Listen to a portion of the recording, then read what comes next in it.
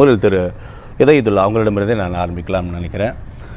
இன்றைய காங்கிரஸின் புறக்கணிப்பு, அது தொடர்பாக எழுந்திருக்கக்கூடிய கருத்து விமர்சனங்கள், அதற்கு உங்களுடைய மாநில தலைவர் ஏறக்குறைய ஒரு விளக்கத்தை தெரியப்படுத்தி இருந்தால் கூட தொடர்ச்சியாக கூட்டணி தொடர்பாக நிறைய கருத்து விமர்சனங்கள் தொடர்கிறது. அதோட நீட்சியாக தான் இந்த சம்பவத்தை பார்க்க வேண்டும் அப்படின்ற கருத்து இதன் மீது தொடர்கிறத நம்ம பார்க்குறோம். எப்படி பார்க்கலாம், எப்படி பார்க்குறீங்க? எல்லாருக்கும் ஒரே கொள்கை இருந்தால் கூட்டணிக்கு வேலை இல்லை. ஒரே கட்சி ஆயிடலாம். எல்லா கட்சியும் திமுகவோ மதிமுகவோ அல்லது அதிமுகவோ அல்லது காங்கிரஸோ எல்லாமே ஒரே கட்சியாக இருக்கலாம். ஏன் வேறு வேறு கட்சியாக இருக்குது? மக்களுக்கு நல்லா தெரியும். நம்மளை விட ஒவ்வொரு கட்சிக்கும் ஒரு கொள்கை இருக்குது, ஒவ்வொரு கட்சிக்கும் ஒரு செயல்முறை இருக்குது. அதனால் பல கட்சிகள் ஒன்றிணைந்து கூட்டணி வைக்கிறாங்க. ஆனால் இந்த நம்முடைய ரவீந்திரன் துரைசாமிகிட்ட கேட்டால் சொல்லுவார், 1967 எப்படி கொள்கை விரோதமாக இருந்தவர்கள்லாம் ஒன்று சேர்ந்து ஒரு கூட்டணியை அமைச்சாங்கன்னா சொல்லுவாங்க. உங்களுக்கு தெரியாத விஷயம் இல்லை. நேர் எதிர் கொள்கை உள்ளவனா அது கூட்டணி சகாப்தம் ஆரம்பமான ஒரு காலகட்டம். அப்போ கொள்கை முரண் அதிகமாக உள்ளவர்களே ஒன்று சேரும்போது நேர் எதிராக உள்ளவங்க, இப்போ அண்ணன் வைகோவும் காங்கிரஸும் எங்களுக்குள்ள எந்த ஒரு பெரிய பிரச்சனைகளும் இல்லை. 1-2 சிறு சிறு பிரச்சனை இருக்கலாம், அவ்வளோதான். இன்றைக்கி திமுகவும் காங்கிரஸும் நீண்ட நாட்களாக கூட்டணியில் இருக்குது. எங்களுக்குள்ள சிறு சிறு வித்தியாசங்கள் இருக்கலாம், சிறு சிறு கொள்கை வித்தியாசங்கள் இருக்கலாம். ஆனால் நாங்கள் அதையெல்லாம் தாண்டி, அதாவது குணம் நாடி குற்றமும் நாடி அதில் மிகை நாடி மிக்க குழல் என்று அற்புதமாக வள்ளுவர் 2000 வருஷத்துக்கு முன்னே சொன்னார். அதனால் ஒட்டுமொத்தமாக எங்கள் கூட்டணியில் திருமாவளவன், அதே மாதிரி திரு வைகோ, அதே மாதிரி முஸ்லீம் கட்சிகள், 2 கம்யூனிஸ்ட் கட்சிகள், காங்கிரஸ் கட்சி. உங்களுக்கு நன்றாக தெரியும், காங்கிரஸ் கட்சியும் கம்யூனிஸ்ட் கட்சியும் கேரளாவில் எதிராக இருக்காங்க. அதே மேற்கு வங்காளத்தில் பல நேரங்களில் ஒன்று சேர்ந்துருவாங்க. ஆக கம்யூனிஸ்ட் கட்சியும் காங்கிரஸ் கட்சியும் தான் தமிழ்நாட்டில் ஒரு காலத்தில் ஆளும் கட்சியாகவும் எதிர்கட்சியாகவும் இருந்துச்சு. இதெல்லாம் வரலாறு மக்களுக்கு படித்தவர்களுக்கு தெரியும். கம்யூனிஸ்ட் கட்சியும் காங்கிரஸ் கட்சியும், கம்யூனிஸ்ட் கட்சி எதிர்கட்சியாக இருந்துச்சு, காங்கிரஸ் கட்சி ஆளுங்கட்சியாக இருந்துச்சு. இப்படியெல்லாம் இருந்த கட்சிகள் நாங்கள் ஒன்றிணைந்து கடந்த 2016, 19, 21, 24 இதுக்கிடையில் உள்ள இவ்வளவுலையும் நாங்கள் இத்தனை பேரும் ஒன்று சேர்ந்து தான் கூட்டணியாக இருக்கோம். ஆனால் எங்களுக்குள்ள பெரிய கொள்கை முரண்கள் இல்லை, சில சின்ன சின்ன கொள்கை முரண்கள் இருக்குது. இப்போ உதாரணமாக திரு வைகோ அவர்கள் இன்றைக்கு ஈழத்தமிழர்கள் பிரச்சனையில் திரு பிரபாகரனுக்கு ஆதரவாக இருக்கக்கூடியவர். இன்றும் சரி அன்றும் சரி. இன்றைக்கி போலியா சிலர் வந்திருக்காங்க, நாங்களும் பிரபாகரனுடைய பிள்ளைகள், பிரபாகரனுடைய சொந்தங்கள்னு. ஆனால் உண்மையாகவே திரு பிரபாகரனோடு நெருக்கமாக இருந்தவர் வைகோ. எந்த அளவுக்குன்னு சொன்னால், அவர் கட்சியுடைய தலைமையை கூட கொஞ்சம் தூக்கி ஒரு ஓரமாக வச்சுக்கிட்டு இலங்கைக்கு ஒரு எம்பியாக இருந்து போனவர். அந்த அளவுக்கு அந்த விடுதலை புலிகள் இயக்கத்தோடு தொடர்பு உள்ளவர். ஆனால் எங்களை பொறுத்தவரை விடுதலை புலிகள் இயக்கத்துக்கு அதிக உதவி செய்தவர் இந்தியாவிலேயே இந்திரா காந்தி அவர்கள் தான். ரொம்ப உதவி செஞ்சாங்க. விடுதலை புலிகள் இயக்கம்னு ஒரு இயக்கம், ஒரு கட்டமைப்பு, அவர்களுக்கு ஒரு படை, அந்த படைக்கு பயிற்சி, இப்படி எல்லாம் உதவிகளையும் அதிகமாக செய்தவர் அன்றைக்கு உங்களுக்கு நன்றாக தெரியும் இந்திரா காந்தி. இந்த வைகோவின் நடைபயண தொடக்க விழா இந்த நிகழ்ச்சி அப்படின்றது மிக சரியாக சில மாதங்களுக்கு முன்னாடி திட்டமிடப்பட்டது. முதலமைச்சர் உள்ளிட்ட முக்கியஸ்தர்கள் எல்லாமே பங்கு பெற்றிருப்பதை நம்ம பார்க்கிறோம். இந்த புறக்கணிப்புக்கு அதுதான் காரணமா அப்படின்னா இல்லை அப்படின்ற ஒரு வாதம் முன்வைக்க. நல்ல கேள்வி. இல்லை இல்லைன்னு சொல்கிறவங்க சொல்லிட்டு போட்டோம், எங்களுக்கு அது தொல்லை இல்லை. என்ன, நாங்கள் அதுக்காண்டி பல்லை கடிச்சிட்டு உங்கள்கிட்ட பேச வேண்டிய அவசியம் இல்லை. எங்களை பொறுத்தவரை சின்ன சில விஷயங்களில், அதாவது எங்களுடைய தலைவர் ராஜீவ் காந்தி அவர்களுடைய கொலைக்கு முன்னால் நாங்கள் விடுதலை புலிக்கு வேண்டியவர்களாக இருந்தோம். கொலைக்கு பிறகு கொஞ்சம் எங்களுக்கும் அவர்களுக்கும் சில இது இருக்குது, பிரச்சனைகள் இருக்குது. அப்போ இப்படிப்பட்ட ஒரு சூழலில் எங்கள் தலைவருக்கு கொலைக்கு காரணமானவர்கள் என்று அறிவிக்கப்பட்டவர்கள், தெரிவிக்கப்பட்டவர்கள், இன்னும் சொல்லப்போனால் உறுதி செய்யப்பட்டவர்கள், அப்படிப்பட்ட ஒரு கட்சியினுடைய பதாகை அவருடைய பெயர்கள் இருக்கும் பொழுது நாங்கள் கலந்து கொள்வது அண்ணன் வைகோவே விரும்ப மாட்டார். அழைப்புதழ் கொடுக்கும் போதே தெரிந்திருக்கும் அல்லவா? அழைப்புதழில் புகைப்படம் இருந்ததுதான் பிரச்சனை அப்படின்னா அன்றே அவர் தெரிவித்திருக்கலாம். அன்னைக்கே சொல்லியிருந்தா நிகழ்ச்சி அன்று முதலமைச்சர் பங்கேற்ற ஒரு நிகழ்ச்சி, கூட்டணி கட்சி தலைவர்கள் பங்கேற்ற ஒரு நிகழ்ச்சி, அந்த நிகழ்ச்சி நாளன்று புறக்கணிக்கிறார் அப்படின்னா அதுதான் காரணமா இருக்கும். அதான் நான் சொல்ல வரேன், மீண்டும் சொல்ல வரேன். இப்போ தலைவர் ஸ்டாலின் இருக்காங்க, காங்கிரஸோடும் காங்கிரஸ் தலைவரோடும் நெருக்கமாக இருக்காங்க. அதுக்காக வேண்டி நீங்கள் பாதுகாப்பு அமைச்சரோட ஒரு நிகழ்ச்சி திமுக வச்சுருக்காங்க. நாங்கள் என்ன எதுக்காக போகிறோம்? அதாவது பிஜேபி தலைவர்கள் வர்றாங்க, மோடி வர்றாரு, பிஜேபி தலைவர்களை அமைச்சர்களை வந்து திமுகவுடைய எம்பிக்கள் பார்க்கறதுனால நாங்கள் என்ன வருத்தமாப்பட போகிறோம்? அது அவர்கள் அது வேறு, அது அஃபிஷியல் இல்லையா? சொல்ல பார்ட்டி பேஸ்டு ஒரு கேம்பெயின் தான். பார்ட்டி பேஸ்டில் கூட நடந்திருக்கு, நான் இல்லைன்னு சொல்ல வரல. இது எங்களுக்குள்ளே இருக்கக்கூடிய ஐக்கியத்தையோ கூட்டணியுடைய உணர்வையோ மாற்றாது. நாங்கள் இன்னைக்கு வலிமையான கூட்டணியாக இருக்கோம். அதுதான் இன்னைக்கு காய்ந்த மரம் கல்லடி வரும் சொல்லி இன்னைக்கு பல பேர் இன்னைக்கு காங்கிரஸை பிராண்டிக்கிட்டு இருக்காங்க. எப்படியாவது இந்த கூட்டணியை உடைக்கணும், காங்கிரஸை எப்படியாவது திமுக விட்டு அப்புறப்படுத்தணும்னு யார் யாரெல்லாம் திங்க் பண்ணுறாங்கன்னா, திமுகவுக்கு ஆதரவாக இருக்கிறோம் என்று சொல்லக்கூடியவர்களும் இருக்கக்கூடிய சில ஊடகங்களும் கூட காங்கிரஸை எப்படியாவது இந்த கூட்டணியை விட்டு அப்புறப்படுத்தணும் நல்ல நோக்கம் அவங்க நினைக்கிறாங்க. கம்ஃபர்டபுளா காங்கிரஸ்ல இருந்தே இந்த குரல் எடுக்கிறது. நான் சொல்லி முடிச்சுக்கிறேன். கடந்த முறை மாதிரிலாம் விட்டு விட முடியாது. நீங்க ஆட்சியில் அதிகாரம் எங்களுக்கு பங்கு வேணும், நிறைய சீட்டுகள் வேணும், இல்லைன்னா வேறு வழியை பார்க்கலாம்னு காங்கிரஸ்ல இருக்கக்கூடிய முக்கியஸ்திலே இந்த கருத்தை தெரிவிப்பதை நம்ம பார்க்கிறோம். நீங்க மறுக்க மாட்டீங்க, நான் நம்புறேன். கம்யூனிஸ்ட் கேட்கலையா, திரு விசிகா கேட்கலையா, எல்லாரும் கேட்கறதா சார். இது முக்கியம் அல்ல. அதாவது நீங்க வெளியிலிருந்து திட்டமிடுகிறார்களேன்னு சொல்றீங்களே, உள்ள இருந்தே இந்த குரல்கள் வந்து தொடர்கிறது. அது எப்படி சொல்ல வரேன்னா, அந்த உள்ள இருந்து சொல்லக்கூடியவர்கள் திமுகவுக்கு ஆதரவாக பேசுவது பேசி, அதாவது கெடுதல் பண்ணுவாங்கல்ல, கூட இருந்தே கெடுதல் பண்ணுவாங்கல்ல, இந்த வேலையை சிலர் செய்வாங்க. ஆனால் எங்களை பொறுத்தவரை திரு ஸ்டாலின் அவர்களும் திரு ராகுல் காந்தி அவர்களும் இருக்கக்கூடிய நெருக்கம், சகோதரத்துவம், அந்த உணர்வு, அண்ணன் தம்பி உணர்வை யாராலும் இந்த 2026 பிரிக்க முடியாது. மீண்டும் ஒரு தமிழ்நாடு காங்கிரஸ் கட்சியினுடைய துணைத் தலைவராக, அகில இந்திய காங்கிரஸ் கட்சியினுடைய உறுப்பினராக நான் சொல்றேன். பிரவீன் சக்கரவர்த்தியோட எக்ஸல பதிவு தமிழக அரசோட வளர்ச்சி, பொருளாதார நிலை குறித்தான விமர்சனத்திற்கு தமிழக அரசு தரப்பில் கடுமையான எதிர்ப்புகள் இருந்ததாகவும், அது பிரவீன் சக்கரவர்த்தி மீது நடவடிக்கை எடுக்க சொன்னதாகவும், எந்த விதமான நடவடிக்கை உங்களுக்கு காங்கிரஸ் தலைமை எடுக்கல. அப்ப இங்க இணக்கமா இருக்குன்னு சொல்றீங்க, அதுக்கான எந்த செயல்பாடுமே இல்லையே. ஏங்க, பொதுவாக மக்கள் பேசுவாங்க, பாம்பு அடிக்கலாம், செத்து போட்டுச்சு ஒரு பாம்பு, திருப்பி திருப்பி அடிப்பாங்களா? நான் கேட்குற கேள்வி என்ன சொல்றாங்க பாருங்க. இங்கே பாருங்க, விமர்சனம் திமுக ஆட்சி மீது காங்கிரஸ் வச்சிருக்கு, கம்யூனிஸ்ட் வச்சிருக்கு. 12 மணி நேரம் வேலைங்கும் போது கம்யூனிஸ்ட் சும்மா இருந்தாங்களா? நான் கேட்குறேன். வேங்கைவேலு விஷயத்தில் வந்து என்னன்னு பிசிகா கேட்கலையா? அந்த விமர்சனங்களை ஏற்காமல் இருப்பதான பிரச்சனை. நிச்சயமா நீங்க சொல்றது. இதே நேரத்தில் செயின்ட் கோபின் விஷயம், அதே மாதிரி இது நம்முடைய பல்வேறு தொழிலாளர் விஷயத்தில், பஸ்ஸு கான்ட்ராக்ட் பஸ் விஷயத்தில் கம்யூனிஸ்டுகள், காங்கிரஸ் நாங்கள் எதிர்ப்பு கொடுத்தோம், அவர்கள் சரி செய்தார்கள். எப்படிப்பட்ட ஒரு ஆட்சி இன்னைக்கு நடக்குதுன்னா, ஆளுங்கட்சி எதிர்கட்சியாக கேட்டாலும் அதை சரி செய்து கொடுக்குறாங்க. அதே மாதிரி வந்து எங்களை போன்ற கூட்டணி கட்சிகள் விமர்சனம் வைத்தாலும் அதை சரி செய்து கொடுக்குற ஒரு கட்சியாக இன்னைக்கு திமுகவுடைய ஆட்சி இருக்கிறது, கட்சி இருக்கு, அந்த தலைவர் இருக்காரு.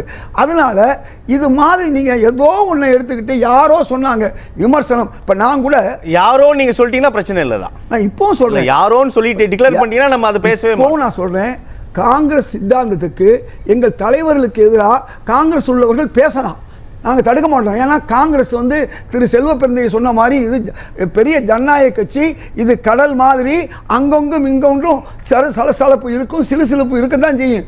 எங்களுக்கும் கிளுகிழப்பு ஆடுற ஆளுகள் இருக்காங்க எங்கள்கிட்ட, நான் இல்லைன்னு சொல்ல. கிளுகிழப்பு ஆட்டினா சத்தம் வரத்தான் செய்யும். நான் சொல்வது என்னன்னு சொன்னால், பெரிய விஷயம் என்ன, திரு ராகுல் காந்தியும் திரு ஸ்டாலின் அவர்களுக்கும் இருக்கக்கூடிய அந்த சகோதர உணர்வை யாராலும் சீட்டுனாலேயோ நோட்டுனாலேயோ அல்லது பதவியினாலேயோ பிரிக்க முடியாது. பல பேர் பல விஷயங்களை சொல்லலாமே ஒழிய எங்களுக்குள் அந்த மாதிரி இல்லை. ஒரு சின்ன உதாரணம், நானே வந்து பல நேரங்களில் இந்த மாதிரி காரியங்களை செஞ்சால் திமுகவுக்கு இன்னும் கூடுதலாக ஓட்டு வரும்னு சொல்கிறேன். அதை வந்து இணக்கமான கூட்டாளியாக இருக்குன்னு சொல்கிறீங்க. முதலமைச்சரே பங்கேற்ற நிகழ்ச்சியை புறக்கணிக்கிறது காங்கிரஸ், அதற்கு ஒரு காரணத்தை தருகிறது. அந்த இடத்தில் தான் உங்கள் இணக்கத்திற்கான கேள்வி உருவாக்கப்படுகிறது. திரும்பவும் நான் சொல்கிறேன், இது முதல்வர் கலந்து கொண்ட கூட்டம் தான். முதல்வரோட இன்னைக்கு பாஜக தலைவர்கள் கலந்து கொண்டது, பாதுகாப்பு அமைச்சர் அவர் பேர் என்ன சொல்லுங்க, அவர் கலந்துக்கிட்டது. இதெல்லாம் வந்து நாங்கள் என்ன அன்றைக்கி போய் உட்காந்து நீ பக்கத்தில் நின்றோமா? நாங்கள் நிற்க மாட்டோம். இது திரு வைகோ அவர்கள் நல்ல நோக்கத்துக்காக அவர் செய்யக்கூடிய அந்த பாத யாத்திரையை நாங்கள் எங்கிருந்தாலும் வாழ்த்துவோம். அவர் எங்களோடு கூட்டணி கட்சியில் இருக்கக்கூடிய ஒரு தலைவர். வைகோ அவர்களை பொறுத்தவரை திரு முதல்வர் அவர்கள் அற்புதமாக பேசியிருக்காரு. தந்தை பெரியாரை ஒப்பிட்டு பேசியிருக்காரு. தந்தை பெரியார் எப்படி முதிர்ந்த வயதில் வந்து மக்களுக்காக அதாவது மனிதாபிமானத்துக்காக வாழ்ந்தாரோ, தன் மான ஈனத்தை பற்றி கூட கவலைப்படாமல் மனிதாபிமானத்துக்காக வாழ்ந்தாரோ, அப்படி இன்றைக்கு வைகோ அவர்கள் 82 போட்டு இந்த வயசிலும் நல்ல காரியத்திற்கு பாத யாத்திரை சொல்கிறார். அதே நேரத்தில் அவருக்கு பிடித்த தலைவரை படத்தில் வச்சுருக்காரு. அது அவருடைய விருப்பம். எங்களுக்கு அது பிடிக்கல, அது எங்கள் விருப்பம்.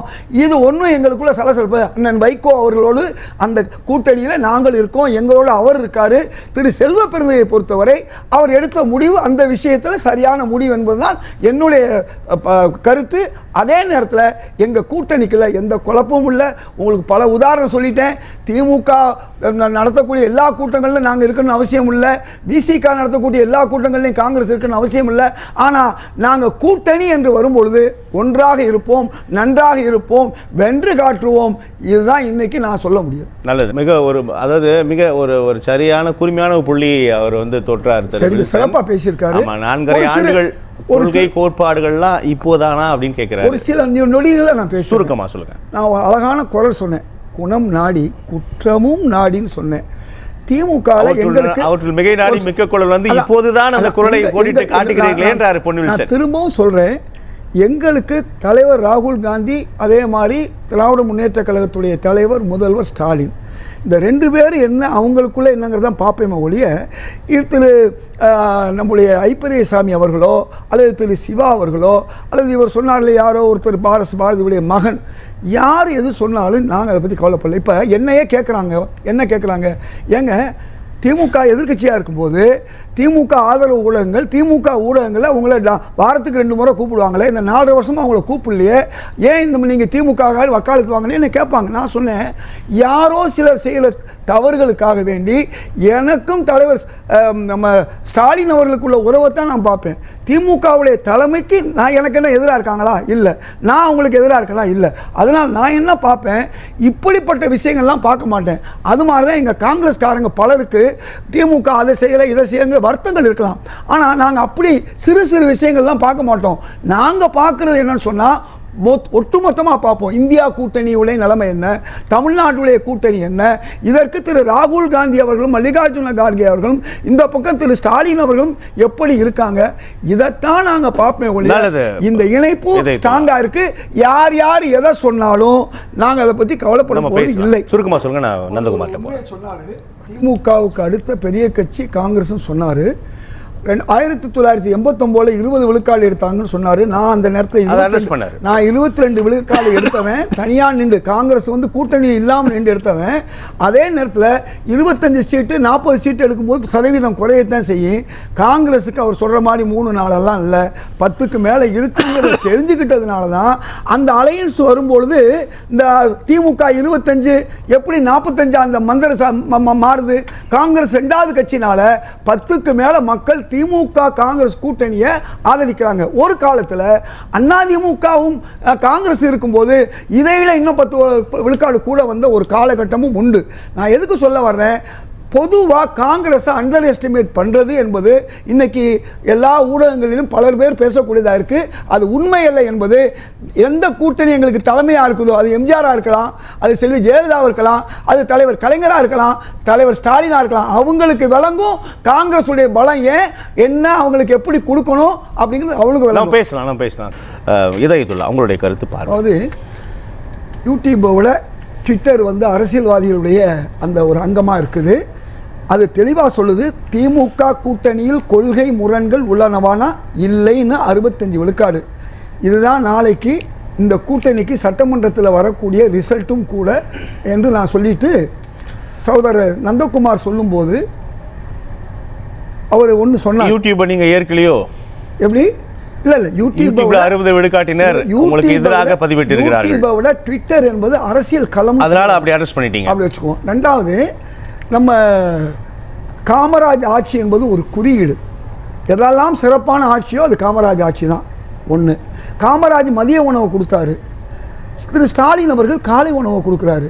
அப்போ அந்த வழியில் போகிறாருன்னு அர்த்தம் ஒழி, அதுக்காக வேண்டி காமராஜ் மாதிரி இன்னொருத்தர் வர முடியாது, ஸ்டாலின் மாதிரி இன்னொருத்தர் வர முடியாது, ஏன் கலைஞர் மாதிரி இன்னொருத்தர் வரவே முடியாது. அதையும் நான் ஆணித்தரமாக சொல்கிறேன். ஏன்னா நான் கேட்டதெல்லாம் பொது விஷயங்கள்லாம் கொடுத்தவர் அவர். எதுக்கு இல்லை சொல்லி முடிச்சிருக்கேன். அதாவது இன்றைக்கு முக்கியமான விஷயம், இன்னைக்கு பல பேருக்கு தெரியாத விஷயத்த நந்தகுமார் அழகா சொன்னார். காங்கிரஸுக்கு நீங்கள் 50 கொடுத்தா அது 10 விழுக்காடு வாங்கும், நீங்கள் 25 கொடுத்தா 5 விழுக்காடு தான் வாங்கும். அதே நேரத்தில் பாராளுமன்றத்தில் 10ன்னு வரும்போது 4ல் ஒரு பங்கு வரும்போது 10% எடுத்திருக்கு. அப்படின்னா என்ன, காங்கிரஸுக்கு 45% ஓட்டு இருக்குன்னு அர்த்தம் 40க்கு கொடுத்தா. ஆனால் தனித்தனியாக நிற்கும் போது உள்ள சூழல் வேற. அதனால காங்கிரஸ் கட்சியை கிள்ளுக்கிறையாக நினச்சிட்டு திமுகவுக்கு நல்லது செய்கிறோம் சொல்லி ஊடகத்தில் பல பேர் பேசுகிற அந்த பேச்சு இருக்கு பாருங்க, காங்கிரஸ் ஒன்றும் இல்லைன்னு, அது திமுகவை மறைமுகமாக வீழ்த்துறதுக்குன்னு சொல்லி திராவிட முன்னேற்ற கழகத்துடைய தலைமைக்கு தெரியும். ஆனால் இப்படிப்பட்ட ஒரு சூழலில் காங்கிரஸ் கட்சி இன்றைக்கு எந்த சூழலிலும் ராகுல் காந்தி அவர்களுக்கும் ஸ்டாலின் அவர்களுடைய பிணைப்பை யாராலும், எந்த சக்கரவர்த்திகள் வந்தாலும் சரி, எந்த மன்னர்கள் வந்தாலும் பண்ண முடியாது. கோடிகளை வாங்கிட்டு கோடீஸ்வரர்கள் தப்பா பேசினாலும் அது தவறு தான். லட்சங்களை வாங்கிட்டு லட்சம் இல்லை என்பதற்கு அடுத்தபடியாக கொள்கையே இல்லை அப்படின்னு 13 விழுக்காட்டினர் பதிவிட்டிருக்காங்க. கொள்கை இல்லைன்னு சொன்னா மூளை இல்லாத மனுஷன் அர்த்தம். மூளை இல்லாம ஏதாவது மனுஷன் இருப்பானா? மூளையை வச்சு தான் அது மாதிரி தான் கொள்கை இல்லாம இருக்கக்கூடிய கட்சிகள். அதை தூக்கி ஒரு ஓரமா ஒதுக்கிடுங்க, பட்டிமன்ற பேச்சாவே இதை வச்சுக்குவோம். ஆக எது எவ்வாறு இருந்தாலும் சரி, திமுகவோடு இந்த கூட்டணி பலமாக இருக்குது. திமுக காங்கிரஸுக்கு ரெண்டுக்கும் இடையில சில சலசலப்பு இருக்கலாம், ஆட்சியில் இருக்கலாம். இப்போ நான் ஏற்கனவே சொன்னேன் இல்லையா, பின்ன ஒரு ஆட்சிக்கு வந்த பிறகு திமுக உடைய ஊடகங்களை மதிக்கலனா கூட நான் கவலைப்படல. நான் போனால் அங்கே திமுக தலைவர்களை பாராட்டி பேசுவேன், திமுகவை பாராட்டி பேசுவேன், கூப்பிடலன்னா போக போகிறதில்ல.